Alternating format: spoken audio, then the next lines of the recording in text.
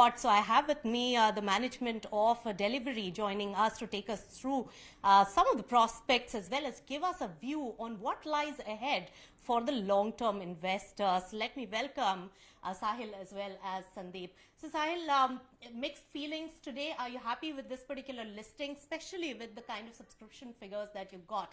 What do you think the market was expecting in terms of even the valuations and the response to the understanding of your company's business? Thanks for having us, Nisha. I think we're obviously glad to be a listed company. We worked quite hard to get here, and so it's a good feeling to finally be listed. As a management team, I think we were on CNBC earlier as well, and we spoke about this. We did think that the IPO was appropriately priced. And I think what you're seeing is a reflection of that.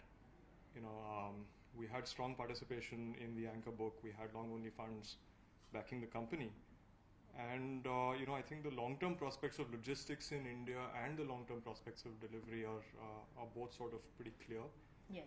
And to some extent, I suspect that's what you're seeing. We obviously, at the time when our subscription was happening, the markets were choppy. They continue to be, and so retail subscription was not as high as we would have liked it to be. But hopefully, as we give our numbers out, as we talk to investors more, both institutional and retail, we'll see that participation pick up over time. Right. So Sandeep, what did the company think looking at the IPO subscription, because that was a big talking point. Very little retail participation, and then your anchor book investors are the ones who jumped in and showed support to the the entire IPO. To now. How do you think this has played out? And in terms of valuations, how do you explain that now? You commanding a higher valuation more than the entire logistics space put together? Well, Nisha, to begin with, I think I'm sure your audience know this. We're actually a lot larger than most of the players in the listed logistics space as well. In fact, I think our just 9-month revenue will be larger than the sum total of a few of them combined. So I'm not sure whether that's the right comparison or not. And I think we don't determine the valuation. I think the valuation is determined by investors in the company.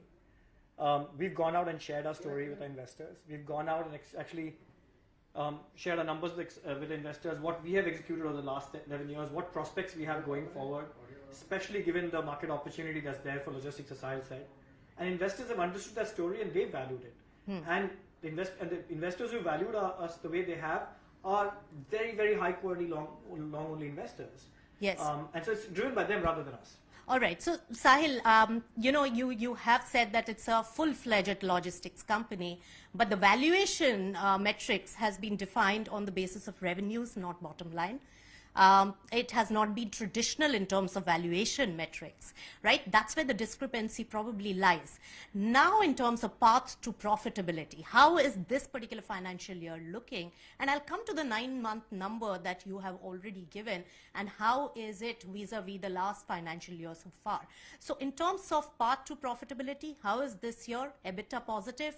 Now you can give some sort of a guidance. Sure. So if you look at our 9-month numbers, for 9 months of fiscal 22, our adjusted EBITDA is negative 0.74%. For the first quarter of the year, we were actually negative 3%. And so if you do the math for quarter 2 and quarter 3, what you'll see is adjusted EBITDA actually was positive for quarter 2 and quarter 3. Yes. And so we've said this before, growth and profitability are not conflicting objectives for delivery. Even in the losses that are being reported after you adjust for one-time expenses and non-cash expenses, I think the math becomes quite clear. Right. The other advantage for delivery is that we're a network business. So the big advantage is the faster we grow, the more profitable we become.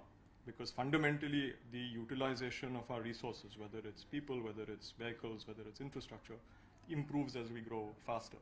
And so that operating leverage, I think, will continue to build, in the future as well as we continue to grow. And it's a $200 billion market. We're a $1 billion company. Nothing stops us from growing, much faster. Right.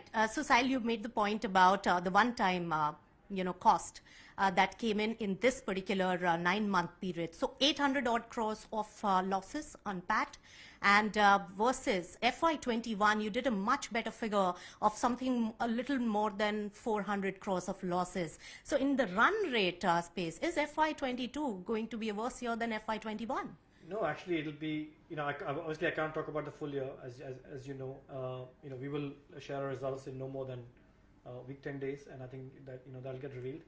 But of that 800 odd number that you're talking about, 891 actually to be exact, Yes. over 500 crores is just one-time cost, which were not there in the previous year, right? All right. So that you was a non-recurring item completely because of which, so that this year is not worse off than FY21. Of course not. Now give me a sense on unit economics. Which are the levers, Sahil, that you're going to push to get more efficiency for the EBITDA margin to go for an uptake, because public market looks for the bottom line? The levers are very, very simple. As I mentioned, we drive productivity of the resources that we have, which is people, infrastructure, and assets.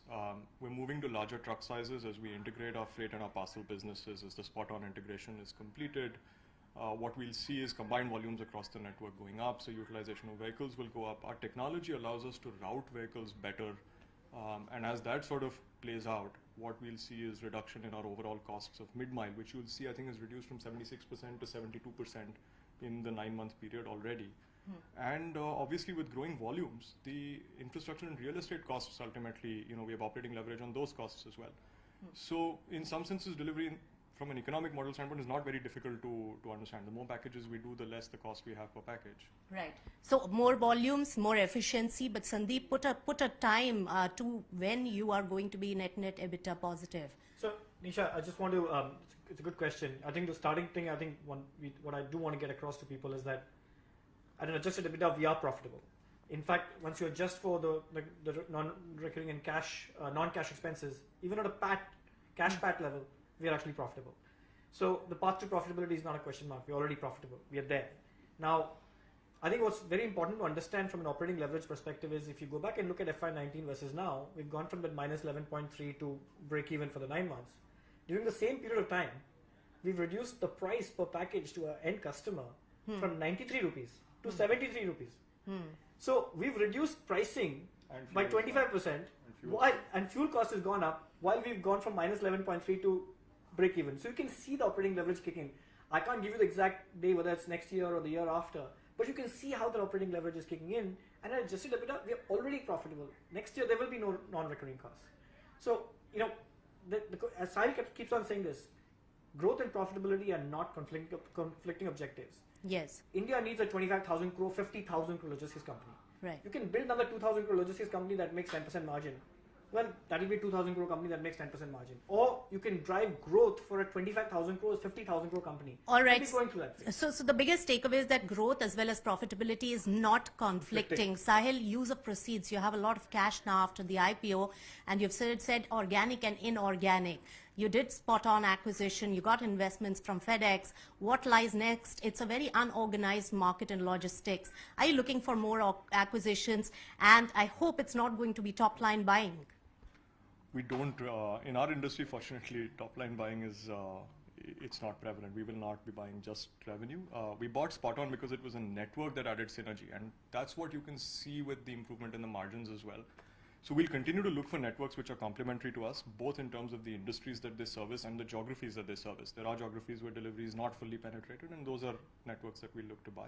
The other is we look to buy smaller technology. We'll make smaller technology acquisitions. We bought Primus Seller, we bought Road Piper, we bought TRI Robotics. We will continue to look for these technology product companies which ultimately extend our stack, either for direct-to-consumer brands in e-commerce or for our fleet partners in our full truckload freight exchange. Yes. All of these are areas that we will look to acquire, and that's primary use of proceeds.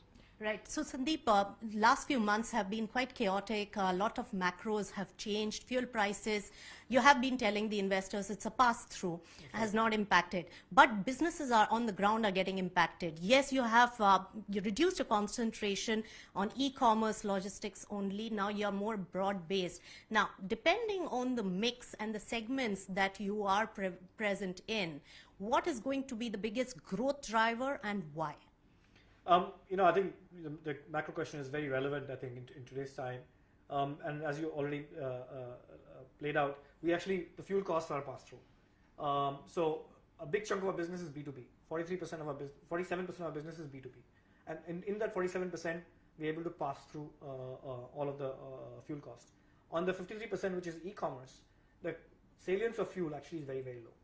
And in that period also, as you can see that while fuel has gone from 60 rupees to almost 100 rupees, we've reduced that price from 93 to 73, right? Because we have the ability to absorb our efficiency gains from our network are greater than the fuel cost. So we're able to absorb that. So we haven't actually passed that on to our end e-commerce customers. We have the ability to, but we haven't done that because we're able to absorb it, because that's how much leverage there is.